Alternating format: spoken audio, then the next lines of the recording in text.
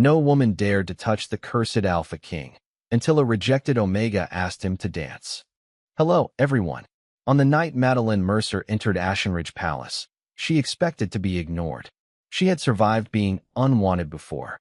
What she did not expect was to see a king surrounded by hundreds of people and somehow look lonelier than she felt. Stay with us, and if stories of courage, kindness, and destiny speak to you, subscribe and turn on notifications. It helps our channel grow and lets us keep bringing these stories to you. Now back to Maddie. The royal moon ball shimmered beneath silver chandeliers, their lights spilling across polished marble and gowns in midnight blue, ivory, and gold. Beyond the towering windows, a full moon hung above the dark Ashenridge Mountains. Maddie touched the small silver moon pendant at her throat. Her grandmother Ruth had fastened it there that afternoon with trembling fingers and one quiet instruction. Never become cruel just because someone was cruel to you. Maddie had promised. Keeping that promise became harder when she saw Gavin Whitmore across the ballroom. He stood among the Briar Glen delegation, handsome in formal black, his blonde head bent toward Vivian Cross. Vivian's pale hair gleamed beneath the chandeliers. Gavin laughed at something she whispered, and Maddie's chest tightened with an old pain she hated for still having teeth. Months earlier, beneath the eyes of their entire pack, Gavin had rejected the bond fate had placed between them. Not because Maddie had betrayed him, not because she had been unkind. She simply had not been the Omega he wanted beside him when ambition called. Maddie lowered her gaze before he could notice her watching. She had not come to reopen that wound. Tonight, Briar Glen had been summoned with dozens of other packs to honor King Everett Hale, and refusing a royal invitation would have created questions Maddie had no strength to answer. Then the great doors opened. Conversation died almost instantly. Captain Caleb Foster entered first, broad-shouldered and watchful, followed by the man everyone had crossed half the kingdom to see. King Everett Hale wore no crown. He did not need one. At 32, he carried authority in the stillness of his body, in the silver-gray eyes that moved across the room without asking anyone's permission to look away. Dark hair brushed his collar, and a thin scar traced the left side of his face. Yet Maddie noticed something stranger than his imposing presence. Space followed him. Wherever Everett walked, people shifted back. Women who had spent the evening arranging themselves near the royal aisle suddenly found reasons to study their gloves or turn toward their companions. Maddie had heard the stories, of course. Everyone had. The cursed king. The untouchable alpha. Some claimed his skin carried death. Others whispered that women who touched him never recovered. Maddie had dismissed half of it as the kind of cruelty people invented when they feared what they did not understand. Then a young noblewoman stepped backward without looking. Her bare fingers brushed Everett's hand. She screamed. The sound cut through the ballroom. She collapsed against her escort, clutching fingers that had turned white with unnatural frost. Everett went perfectly still. For one heartbeat, Maddie saw something cross his face before royal composure buried it. Not anger, not surprise. Something quieter, something painfully familiar. Dr. Nathaniel Brooks hurried forward while Caleb cleared the space around the king. No one else moved closer. In fact, the circle widened. Everett looked at the terrified faces surrounding him, then calmly drew a black glove over the hand that had caused the injury. The musicians began playing again only after a strained signal from the royal steward. Conversation returned in brittle whispers. Maddie remained near the edge of the ballroom, her fingers resting against her grandmother's pendant. Across that glittering room, King Everett Hale stood among his own court with no one within arm's reach. And for reasons Maddie could not yet explain, she could not stop looking at him. The music had returned, but the ballroom had not. Maddie could feel the unease beneath every graceful turn and practiced smile. Guests spoke softly now, careful not to glance too often toward Everett, as though even looking at the Alpha King for too long might invite his curse closer. He remained beside one of the marble columns with Caleb several steps away, his gloved hands folded behind his back. The injured noblewoman had been taken from the hall with Dr. Nathaniel Brooks. No announcement followed. None was needed. Still staring, the voice struck an older wound. Maddie turned to find Vivian Cross beside her, holding a crystal glass between elegant fingers. Gavin stood just behind her. His expression tightened when his eyes met Maddie's, but he said nothing. I wasn't staring, Maddie replied. Vivian followed her gaze anyway. Of course not. Though I suppose some women find impossible men appealing. Her smile remained pleasant enough for anyone watching, especially after easier ones declined them. Gavin shifted. Vivian. What? She asked lightly. Everyone in Briar Glen knows. Two women nearby fell quiet, which somehow hurt more than laughter. Maddie felt heat climb her neck. Months had passed since Gavin's rejection, yet shame had a remarkable memory. It could return through one sentence, one familiar face, one room full of strangers suddenly wondering what had been wrong with her. Vivian leaned closer. Royal balls are meant for women with prospects, Maddie. You should be careful people don't mistake your invitation for ambition. Maddie's thumb found the edge of Ruth's pendant. Never become cruel just because someone was cruel to you. She lifted her eyes. Then it's fortunate I don't need them to understand why I came. Vivian's smile faltered.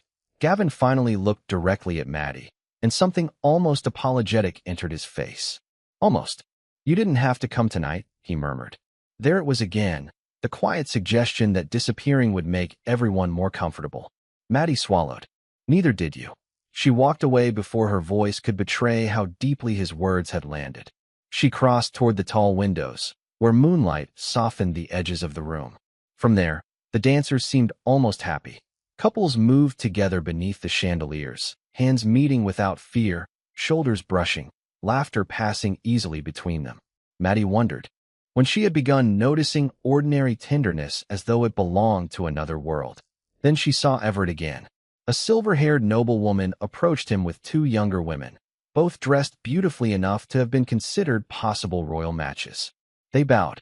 Everett offered the expected courtesy.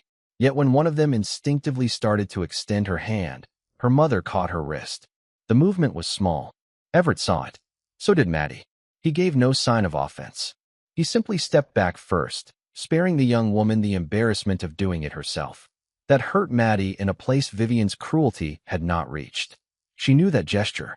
She had spent months learning versions of it, leaving tables before someone could exclude her, lowering her eyes before pity appeared, pretending she preferred solitude because admitting otherwise cost too much. Everett was a king, yet he had perfected the same retreat. The orchestra finished its piece. Applause rose. Then the musicians shifted their pages, and the first sweeping notes of the traditional moon waltz filled the hall. Couples began taking their places. Maddie watched women gather near the floor, radiant and hopeful, until Everett moved away from the column. The change was immediate. Smiles stiffened. Eyes dropped. One woman hurried toward an older gentleman. Another suddenly became fascinated by her bracelet. Within seconds, an open stretch of polished marble formed around the king. Everett stopped at its edge. No command could make someone touch him willingly. Maddie looked at the empty space beside him, then at her own bare hand resting against the silver pendant. For the first time that evening, she forgot Gavin was even in the room. The first notes of the moon waltz swept through the ballroom, elegant and aching, and Maddie watched an entire court pretend not to notice that its king had been left alone. Everett stood at the edge of the dance floor, his expression unreadable. For a moment, she thought he might simply turn away. Instead, he remained there while couples moved around him, creating a graceful current that never came close enough to touch. Something inside Maddie tightened. She remembered another gathering, another circle of witnesses, and Gavin choosing his future while she stood before Briar Glen with a bond breaking inside her chest. Different humiliation. Same silence. Don't, Gavin said behind her. Maddie glanced over her shoulder. He had followed her, leaving Vivian several yards away. Don't what? Whatever you're thinking. His voice was low. You saw what happened to that woman. So did everyone. Then act like you understand it. Maddie studied the man fate had once asked her to trust. Months ago, his disapproval could have reduced her to apologies. Tonight, it only made her tired. You gave up the right to tell me what choices to make. Gavin flinched. Before he could answer, Vivian joined them. Surely you aren't considering approaching him. Her amusement vanished when Maddie remained silent. My God, you are. Keep your voice down. Why? Someone should stop you before you embarrass Briar Glen again. Again. The word landed exactly where Vivian intended. Maddie's fingers curled, then loosened. Across the room, Everett declined a quiet suggestion from Caleb and sent his captain away with a slight shake of his head. Caleb obeyed reluctantly. that left the king standing by himself as the waltz continued. Maddie noticed his gloved hand close once at his side. Such a tiny movement. Yet it told her more than any rumor had. He was not indifferent to this. He had simply become skilled at surviving it. Maddie, Gavin softened his tone, making it somehow worse. You don't need to prove anything. She looked at him. I'm not trying to. That was when she understood why she could not walk away. This was not about proving Vivian wrong. It was not revenge against Gavin, and it certainly was not some foolish dream that a king might notice a rejected Omega. Everett had already noticed everyone. He had seen every lowered gaze, every hurried retreat, every hand pulled safely away from his. Maddie knew what it cost to pretend rejection did not hurt. She would not help an entire ballroom do it to someone else. She stepped forward. Gavin caught her forearm.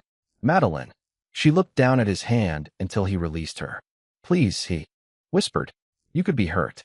For the first time that night, she heard genuine concern in his voice. It changed nothing. Then let the choice be mine. Maddie crossed the floor. Conversations weakened one by one as people noticed where she was going. Vivian said something behind her, but Maddie no longer heard the words. With every step, the distance around Everett seemed larger. Caleb noticed her first. He moved immediately, placing himself between Maddie and the king. Miss Mercer. His tone was controlled rather than unkind. No closer. Everett's gaze settled on her from beyond his captain's shoulder. Those silver-gray eyes were colder up close, but the exhaustion inside them was unmistakable. It's all right, Caleb, Everett said. The captain hesitated. Your Majesty, step aside. Caleb obeyed. Now there was nothing between them except several feet of polished marble and the fear of everyone watching. Maddie could hear her own heartbeat beneath the orchestra. Everett studied her as though trying to understand what she wanted. You should return to your pack, he said quietly. They appear concerned. Maddie glanced once toward Gavin and Vivian. They're concerned about many things. Something almost human warmed Everett's severe expression, gone too quickly to name. Maddie took the final step and stopped before him. She did not touch him. She simply extended her bare hand, palm upward, giving him every opportunity to refuse. A collective breath seemed to catch around the room. Everett stared at her fingers. Do you know what happens when women touch me? I saw. His jaw hardened. Then why are you standing here? Maddie felt fear.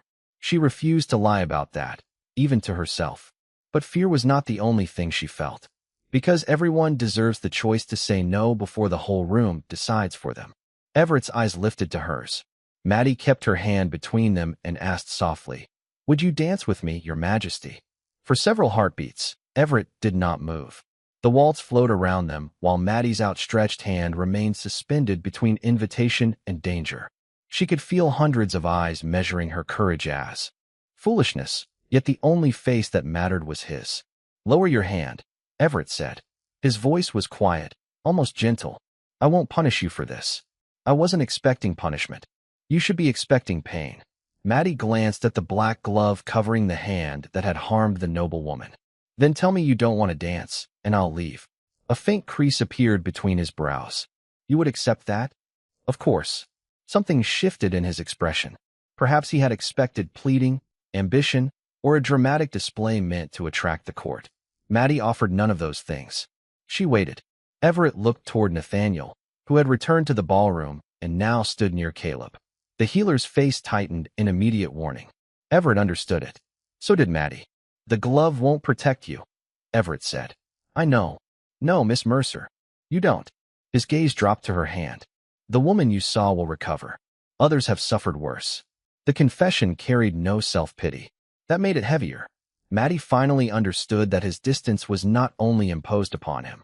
He maintained it deliberately because he feared what his body might do to someone else. Then you may still say no. Everett stared at her. Behind Maddie came Vivian's sharp whisper. She's lost her mind. Gavin answered too softly to understand. Caleb took one step forward. Your Majesty, I strongly advise against this. Everett's eyes never left Maddie's. So noted. Slowly, he removed his glove. The room seemed to contract. Dark markings traced the inside of his wrist before disappearing beneath his sleeve, thin as veins stained with ink. Maddie did not know what they meant. She only saw the hesitation in his fingers. The most powerful alpha in Ashenridge was afraid to touch her. Her heart softened before her fear could stop it. "You don't have to prove anything either," she whispered. Everett's breath caught. Then his bare palms settled against hers. Maddie braced for agony. Instead, warmth traveled through her fingers, gentle at first, then deeper, like standing near a fire after hours in winter. Everett went rigid. Maddie's breath trembled. Nothing burned. No frost spread beneath her skin. No weakness pulled at her knees. Nathaniel crossed half the distance toward them before stopping in disbelief. Caleb's hand dropped from the sword at his side. Somewhere behind Maddie, a glass struck the floor and shattered. Everett stared at their joined hands as if they belonged to strangers. "Does it hurt?" he asked.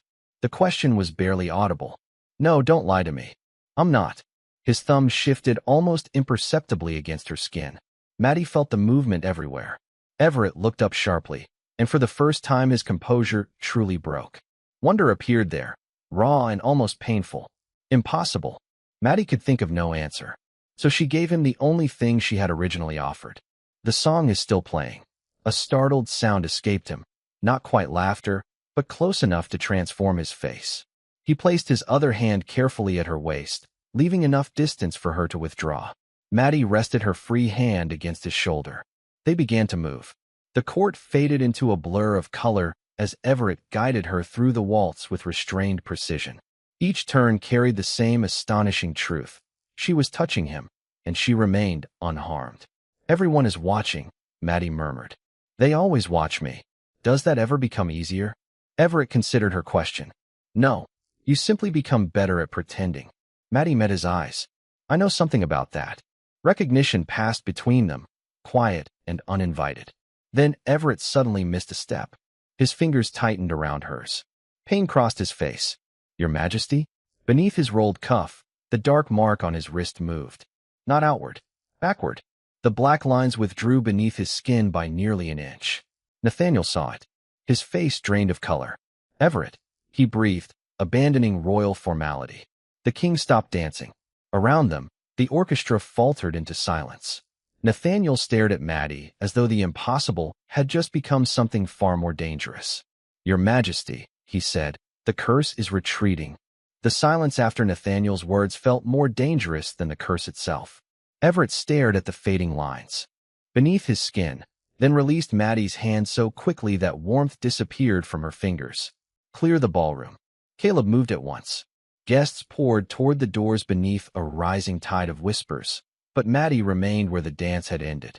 Everett pulled his glove back on. Whatever wonder she had seen in him moments earlier was already being buried beneath control. "Miss Mercer, you should leave with Briar Glen." "Everett," Nathaniel said carefully. "The mark has never retreated before. We need to understand why. Examine me." Everett's gaze stayed on Maddie. Not her. She heard what his coldness was trying to hide. Fear. Not of her, but for her. Before she could answer, Gavin pushed through the thinning crowd with Vivian beside him. "Maddie, we're leaving." "I'll decide when I leave." Gavin lowered his voice. "You touched a cursed king in front of the entire court. Do you understand what people will say?" Vivian gave a brittle laugh. "They're already saying it. An unwanted Omega gets rejected, arrives at a royal ball, and somehow becomes the only woman who can touch the king." Her eyes narrowed. "Convenient." Everett stepped between them. "Careful." One word silenced Vivian. Gavin stiffened. "Your Majesty, she is a member of Briar Glen. This concerns our pack. Miss Mercer is not property belonging to Briar Glen." Everett's voice remained even. "She belongs to herself." Maddie forgot to breathe. Months ago, Gavin had rejected her as though her worth could be publicly measured and dismissed. Now the most powerful man in Ashenridge had defended something far more important than her reputation, her right to choose. Nathaniel approached Everett and quietly lifted the edge of his sleeve. "The retreat has stopped. Relief should have followed." Instead, Everett's jaw tightened. "Then whatever happened may have been temporary, or the beginning of something we don't understand." Nathaniel looked toward Maddie. "Either possibility requires caution." A sharp spasm suddenly bent Everett forward. His gloved hand struck the marble table beside him. Caleb rushed closer, but Nathaniel raised an arm, stopping him. Black veins surfaced briefly above Everett's collar before sinking beneath his skin. Maddie stepped forward. "Everett." His head snapped toward her. "Stay back." She stopped immediately. The command was harsh, but his eyes were terrified. Nathaniel checked his pulse. The curse is reacting to the change. Can it hurt her without contact? Everett asked. Not can it hurt me. Maddie noticed. So did Nathaniel. I don't know. Everett straightened despite the pain. Then she leaves Ashenridge tonight. Maddie's sympathy hardened into something steadier. No, he stared at her. That was not a request. Then it should have been. Caleb glanced away, wisely hiding whatever reaction crossed his face. Maddie touched Ruth's silver moon pendant. I won't touch you again without both of us agreeing. But if what happened tonight can help Nathaniel understand a curse that has lasted 7 years, I'm not running because everyone else is frightened. You could die trying to help me. And you could spend another 7 years letting fear make every decision for you. Pain moved through Everett's expression more deeply than the black mark had. Before he answered, Eleanor Hale approached from the far side of the room. Her attention settled on Maddie's pendant. For the first time that evening, the royal dowager lost her composure. Where did you get that? Maddie closed her fingers around the silver moon. It belonged to my mother. My grandmother gave it to me. Eleanor went pale. Ruth Mercer? Maddie nodded. Nathaniel turned sharply toward Eleanor, but a guard appeared beside Caleb before anyone could ask another question. He whispered something that changed the captain's expression. Caleb looked toward the ballroom entrance. Your Majesty, one of the temporary court clerks has disappeared. He left his credentials behind. Everett's eyes narrowed. When, immediately after the dance, the guard handed Caleb a small brass credential disc. Scratched faintly across its reverse was a symbol Maddie did not recognize. Twisted branches surrounding a broken moon. Eleanor did. Maddie saw it in her face. Seal the palace, Everett ordered. Then he looked at Maddie, caught between sending her away and keeping her where he could. Protect her. After a long silence, he made the choice that changed both their lives. Prepare a guest suite in the protected royal wing. Gavin went rigid. Vivian stared. Maddie knew there would be no returning quietly to Briar Glen now. But as Eleanor continued staring at the strange symbol in Caleb's hand, Maddie realized something worse. Whatever had happened during that dance might not have awakened only hope. Someone else had been waiting for it. The palace was locked down before midnight. By the time Maddie entered Everett's private library, guards had searched every corridor twice. Yet the missing clerk had vanished without leaving so much as a cloak behind. Caleb stood near the doors with the brass credential disc sealed inside a cloth pouch. Nathaniel waited beside a table scattered with medical journals. Everett remained by the fireplace, farther from Maddie than necessary. Eleanor entered last. Show me the pendant, she said.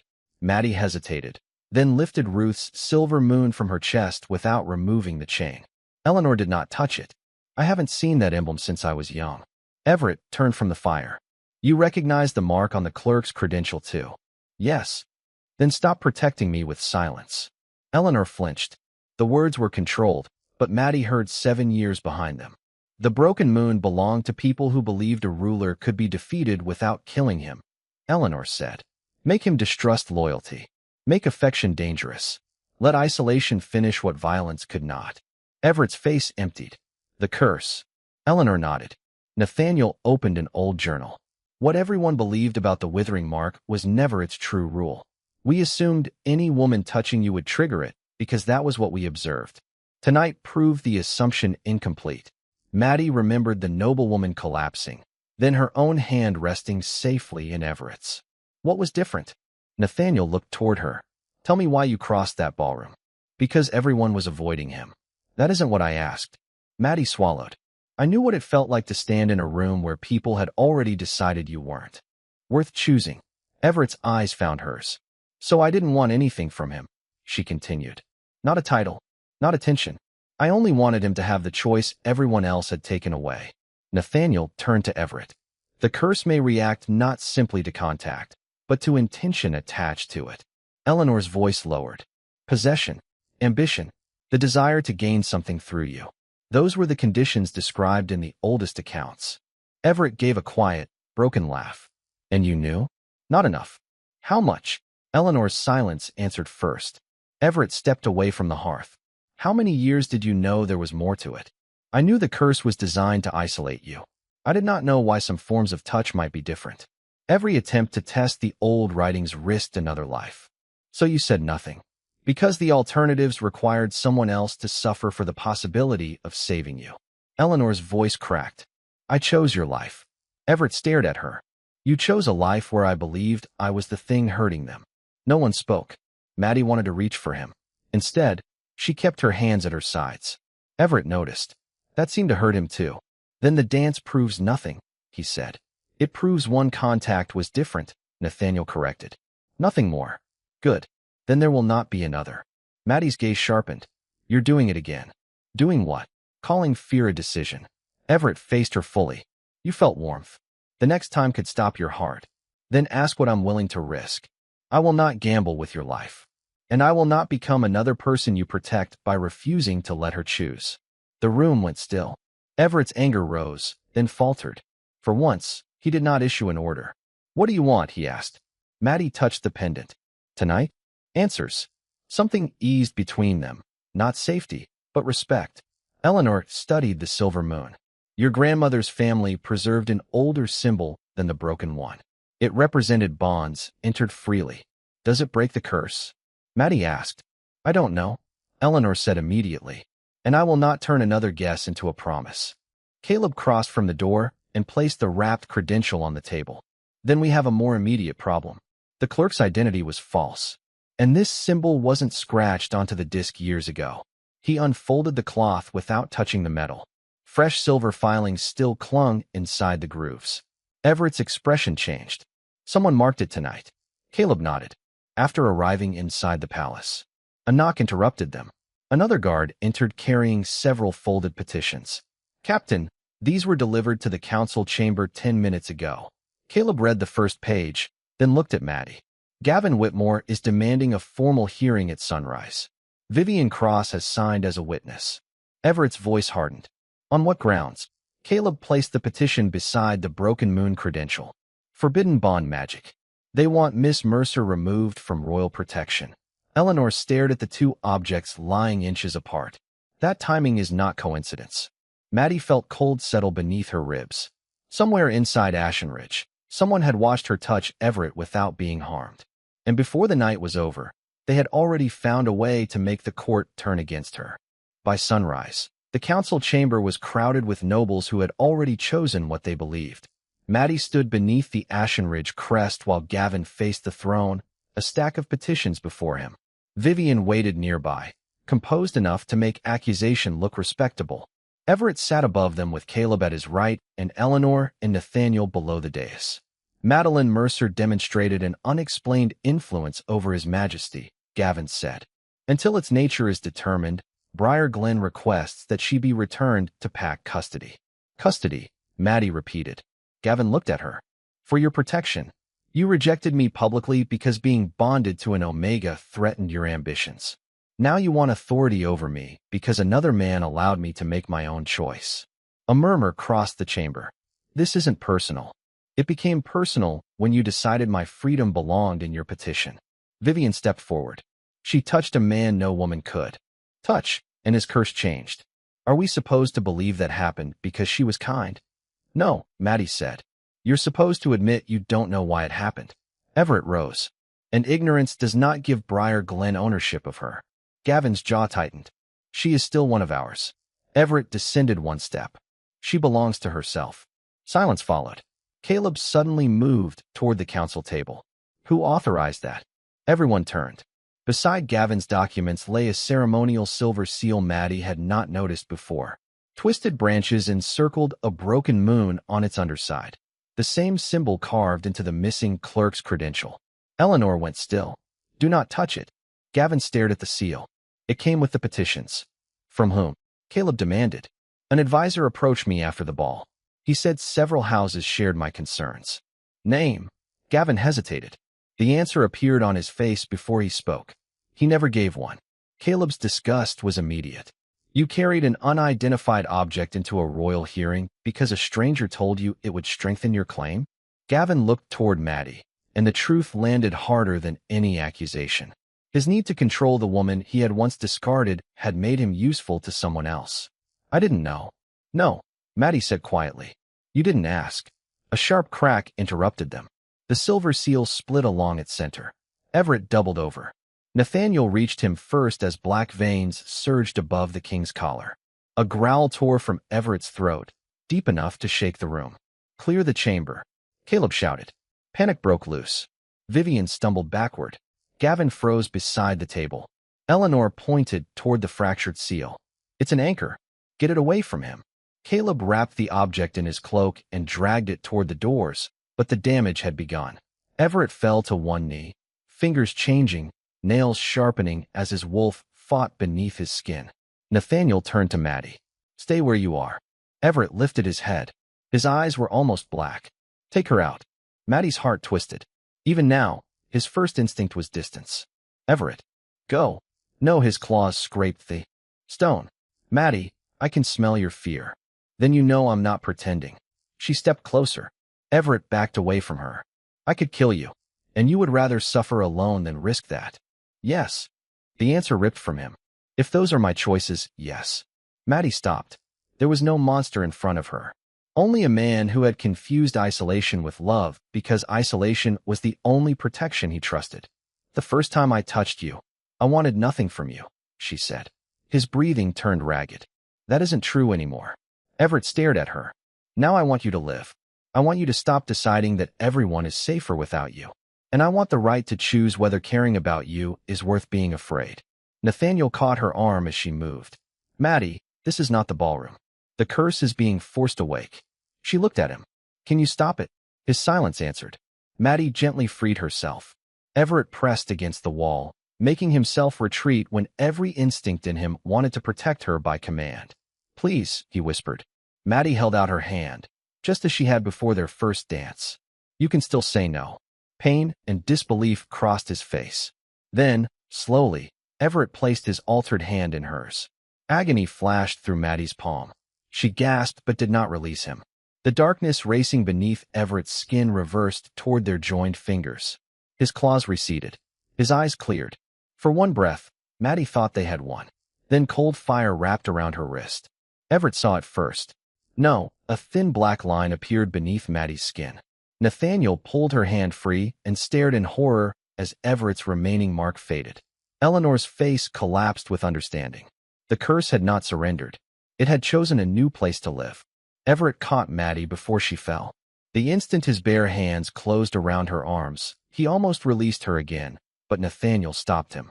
"Wait." A thin black line circled Maddie's wrist, burning cold beneath her skin. Everett stared at it with naked horror. "Get it out of her." "I don't know how," Nathaniel said. "Then find a way." "Everett." Maddie's voice was unsteady, but it stopped him. "Don't turn my choice into another reason to punish yourself." His jaw tightened. "You are carrying 7 years of my curse. Because I chose to take your hand. You chose to help me. You didn't choose this. Neither did you." The word silenced him. Across the chamber, Caleb secured the fractured anchor inside an iron evidence box. Gavin remained beside the petitions that had brought it there, his face stripped of its earlier certainty. "This happened because of me." No one contradicted him. He swallowed. "That advisor knew I wanted Maddie removed. He told me exactly what my pride wanted to hear." Caleb faced him. "Then you'll tell me everything he said." "I will." Vivian started to speak, but Gavin stopped her. "No, we did this." For once, he did not hide behind Briar Glen. Nathaniel examined Maddie's wrist. "The mark is stable. I can't promise it will remain that way." Eleanor crouched near the shattered seal. The anchor forced the curse to defend itself. When Maddie interrupted its hold on Everett, it moved rather than die. Her attention shifted to Ruth's pendant, and it moved toward the very thing it was created to exploit. "What?" Maddie asked. "Attachment." Everett immediately stepped away. Maddie saw the old instinct return, distance offered as protection. "No," she said. "Don't disappear from me now. If caring about me feeds it." "That isn't what she means," Eleanor said. She rose slowly. The curse was built around possession. The Broken Moon faction believed loyalty could be poisoned by turning love into ownership and fear into obedience. Everett's isolation was not a side effect. It was the purpose. Nathaniel glanced toward Maddie's necklace. And the silver moon. An older symbol. A bond entered freely. Eleanor shook her head before hope could outrun reason. "The pendant is not a cure. It cannot choose for them." Everett looked at Maddie's darkening wrist. "Then what can?" Eleanor's eyes filled. I don't know. No prophecy followed. No forgotten ritual appeared to rescue them. Everett moved toward Maddie and stopped beyond reach. His hands trembled once before becoming still. Tell me what you want. Maddie's eyes stung. Only days earlier, he would have ordered her behind guarded doors. Now he waited for her answer. I want to finish what we started, even if it hurts. I'm already hurting. She managed a faint smile. I'd rather be afraid beside you than safe because you decided my life for me. Everett closed his eyes briefly. When he opened them, he held out his hand. Not an order, an invitation. Maddie removed Ruth's pendant and wound its chain around her fingers before placing her other hand in his. The mark flared. Pain shot through her arm, forcing a cry from her lips. Everett started to pull away. Maddie, stay. He stayed. Darkness surfaced along his wrist, answering the shadow beneath hers. Nathaniel moved forward, but Eleanor stopped him. Look. Neither mark was spreading. Both were drawing toward their joined hands. Maddie pressed the silver moon between their palms. It did not blaze or unleash some hidden power. It simply became warm against their skin. Everett's breathing steadied. For 7 years, I thought keeping everyone away was the only decent thing left in me. Maddie tightened her fingers around his. Then choose something else. His gaze held hers. I choose to trust you. The iron box behind Caleb began to tremble. Cold reached Maddie's fingertips. She refused to let go. And I choose you, she whispered. Not your crown. Not what you can give me. You. A violent crack echoed through the chamber. Inside the evidence box, the black stone concealed within the anchor fractured. Darkness surged once beneath Maddie's skin and Everett's, then disappeared. Nathaniel reached them first. He checked Maddie's wrist, then Everett's, waiting several agonizing seconds before his shoulders finally lowered. It's gone. Everett did not cheer. He lifted 2 careful fingers to Maddie's cheek and waited. She leaned into his touch. Across the room, Eleanor covered her mouth as tears slipped free. Caleb opened the box. The black stone had crumbled into gray dust. For 7 years, fear had kept Everett beyond everyone's reach. Now Maddie's hand was still resting safely in his. Later, as morning light entered the corridor outside the empty ballroom, Everett stopped. Beside her, there's something I owe you. Maddie glanced up. An apology? A small smile softened his face. Several, but I was thinking of a dance. She raised an eyebrow. Everett looked toward the ballroom doors. This time, he said, I want to be the one who asks. 3 evenings later, music returned to the Ashenridge ballroom. No women had been summoned to compete for Everett's attention, and no ambitious families crowded the royal aisle. Caleb's investigation had identified the missing clerk as an agent of the Broken Moon faction, while Gavin's testimony helped trace the enchanted anchor to the same network that had preserved the withering mark for years. Gavin accepted formal censure for carrying the object into the hearing. Vivian admitted she had supported his accusation because seeing Maddie beside Everett had wounded her pride. Before returning to Briar Glen, Gavin found Maddie beneath a stone archway overlooking the palace gardens. He stopped several feet away. I owe you an apology. Maddie waited. I rejected you because I thought being bonded to an Omega would make me look weak. His voice roughened. Then when you stopped needing my approval, I tried to control where you belonged. That advisor saw exactly what kind of man I was being and used it. He lowered his gaze. You deserved better. Months earlier, Maddie had imagined hearing those words. She had believed they might restore something his rejection had taken from her.